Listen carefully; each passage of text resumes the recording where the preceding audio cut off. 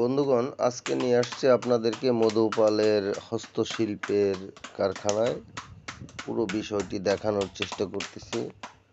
আমাদের সাথে আছেন বিদায় আমরা উৎসাহ পাই। এই হলো মধুপাল, মাটি চরকার মধ্যে স্তূপ করতেছে।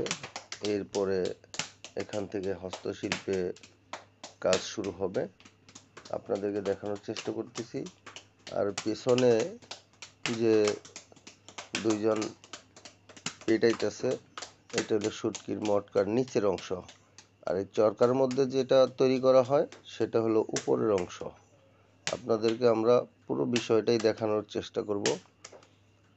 তো বন্ধুগণ, আপনারা যদি আমাদের সাথে থাকেন, আমাদের চ্যানেলটি দেখেন, ন্যাচারাল ভিডিও আমরা তৈরি করি আপনাদেরকে দেখানোর জন্য।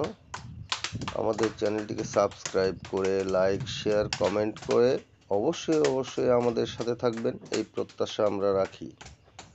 ওই যে পেছনে পিটাইতেছে পিটনি দিয়ে, এটাকে নিচের অংশ তৈরি করতেছে। আর এই যে হইল মাটি জমাচ্ছে, এখানে উপরের অংশ কান্দা, ওটাকে কান্দা বলে, উপরের অংশ তৈরি করা হবে এখান থেকে। এরপরে দুইটা জোড়া দিয়ে অ্যাডজাস্ট করে এরপরে বানানো হবে শুটকির মটকা। আপনাদেরকে দেখাবো সামনের ভিডিওতে, আমাদের সাথেই থাকুন। কিছুক্ষণের মধ্যেই দেখতে পাবেন কিভাবে দুইটা অংশ একত্রিত করা হয়েছে।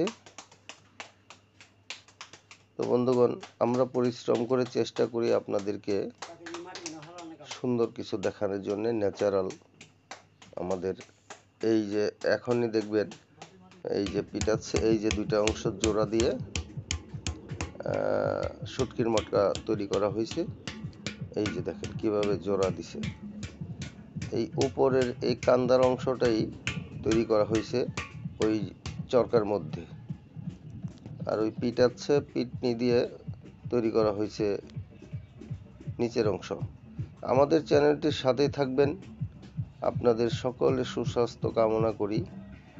আমাদের চ্যানেলটিকে লাইক, শেয়ার, কমেন্ট করবেন, সাথেই থাকুন। ধন্যবাদ। ফিনিশিংটা কোন জায়গায় করা হবে? এই বুকের থেকে, গলার থেকে। ও, তারপরে এই গলার থেকে নিচ পর্যন্ত এই জিনিসটাকে প্লেন করা হবে।